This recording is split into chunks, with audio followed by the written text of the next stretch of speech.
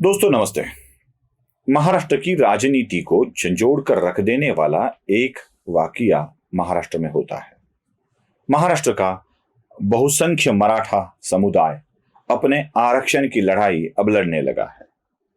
क्यों यह आरक्षण की लड़ाई सिर्फ और सिर्फ मराठवाड़ा में धधक रही है?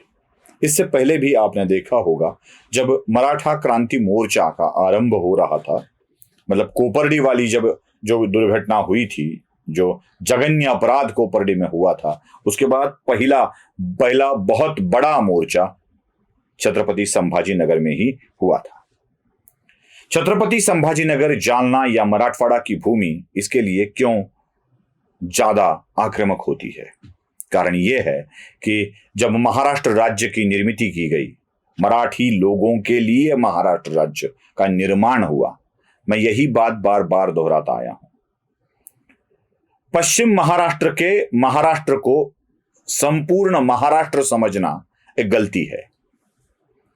कोंकण, पश्चिम महाराष्ट्र, उत्तर महाराष्ट्र, विदर्भ, मराठवाड़ा, इनको मिलाकर हो जाता है महाराष्ट्र। उसमें से मराठवाड़ा का जो भाग है वो आता है निजाम स्टेट से। विदर्भ के जो अभी के 11 जिले हैं वो आते हैं मध्य भारत से, और खानदेश का जो एरिया आता है वह एक अलग है। अब इन सब में मराठा समाज के लिए अलग अलग नियम पहले के राज में थे, 1960 के पूर्व। कहीं पे लेवा पाटिल के नाम से तो कहीं पर कुणबी के नाम से मराठा समाज को ओबीसी में शामिल किया जाता है। तो जहां पे लेवा पाटिल, कुणबी, यह जनजातियां होती है, जातियां होती है, वहां पर मराठा समाज को आरक्षण मिल जाता है। अब मराठवाड़ा चूंकि हैदराबाद स्टेट से, निजाम के स्टेट से महाराष्ट्र में शामिल हुआ, तो यहां पर कुणबी या लेवा पाटिल ऐसी कोई गणना नहीं की गई, और इसके कारण मराठा समाज को खुले प्रवर्ग में रखा गया। जो मराठा लिखता है जाति के अपने सेक्शन में, वो खुला माना जाता है, ओपन कैटेगरी में समझा जाता है।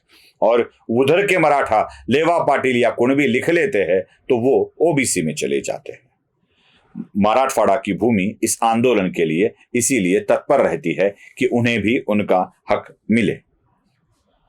अब इसी के कारण जो कुछ भी हुआ, मराठवाड़ा के जालना जिले का अंतरवली नाम का एक गांव था। उस अंतरवली गांव में मराठा समाज के आरक्षण हेतु कुछ लोग उपोषण के लिए बैठे थे, अनशन पर बैठे थे। अब इसी अनशन में बंद करने की या उनको अनशन बंद करवाने की कोशिश पुलिस कर रही थी। अब पुलिस के साथ हाथापाई हुई, झड़प हुई, पत्थरबाजी हुई, पथराव किया गया, और उसके बाद जो कुछ भी पुलिस ने किया वह पूरे महाराष्ट्र में फैल गया। पुलिस ने लाठीचार्ज किया तो पूरे महाराष्ट्र में वो फैल जाता है, लेकिन उसके पूर्व जो कुछ भी हुआ वह महाराष्ट्र ने देखा नहीं। मैं मराठा समाज के आरक्षण के विरोध में नहीं हूं, बल्कि स्पष्टता पूर्वक इससे पहले भी मराठा समाज को आरक्षण मिलना चाहिए, यही मैंने लिखा है। मैं भी पक्षधर हूं, मराठा समाज को आरक्षण मिलना चाहिए। कोई जनजाति लंबे अरसे से अगर आरक्षण का लाभ उठा रही है और किसी को नहीं मिल रहा है, तो अभी बदलते हुए परिप्रेक्ष्य में हर एक जाति को अपने अपने उत्थान का अधिकार प्राप्त हो जाता है। मराठा उसी में भी है। छोटी छोटी होती आ रही जमीनें मराठा समाज के युवकों के लिए एक बड़ी समस्या बनती जा रही है। अंतरवली में मनोज जरांगे नाम के एक व्यक्ति है जो लंबे अरसे से मराठा आरक्षण के लिए एक लड़ाई लड़ते आए हैं। 8 बार अब तक वो अनशन कर चुके हैं।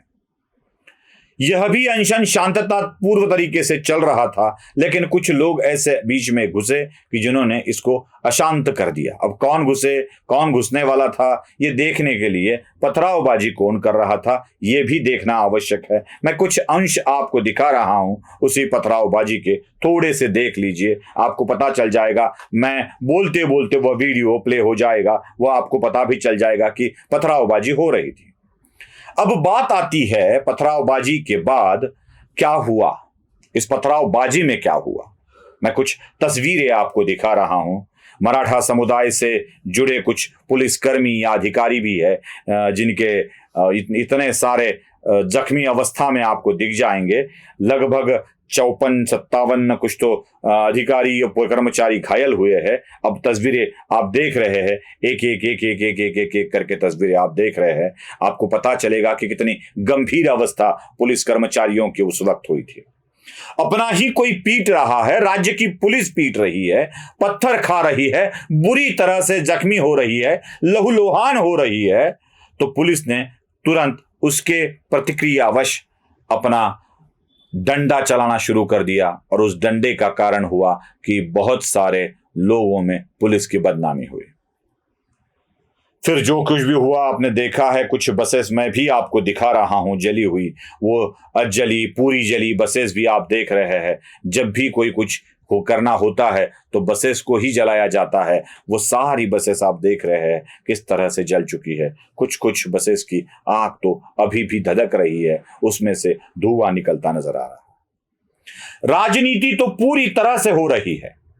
शरद पवार आके गए, उद्धव ठाकरे आके गए, संभाजी राजे भोसले आके गए, उदयन राजे भोसले आके गए, राज ठाकरे के प्रतिनिधि आकर गए, सारे लोग आके समर्थन दे रहे हैं। मेरा सवाल यह है कि आप लड़ते रहो, आप उपोषण करते रहो, हम आपके साथ हैं, ये कहने वाले 2 दिन के लिए उस अनशन में सहभागी क्यों नहीं होते हैं?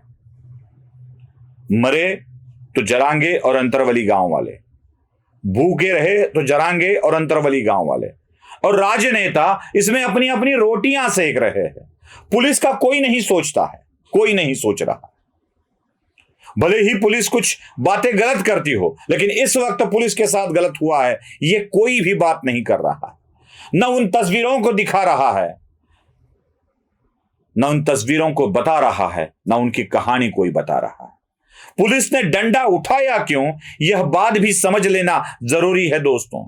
आखिर वो भी तो हमारे बीच में के ही है, इन्हीं किसानों के लड़के हैं, इसी मराठा समाज के लड़के हैं, लड़कियां हैं, जो अपने ही लोगों की सुरक्षा के लिए यह काम करते आए हैं।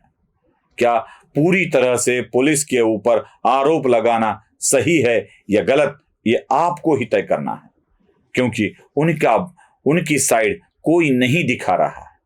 चलो इंक्वायरी हो जाएगी, इंक्वायरी में कौन गलत कौन सही ये तय भी हो जाएगा, लेकिन आज उन्होंने मार भी खाया, जख्मी भी हुए, और आज उनको ही हटाए जाने की बात हो रही है।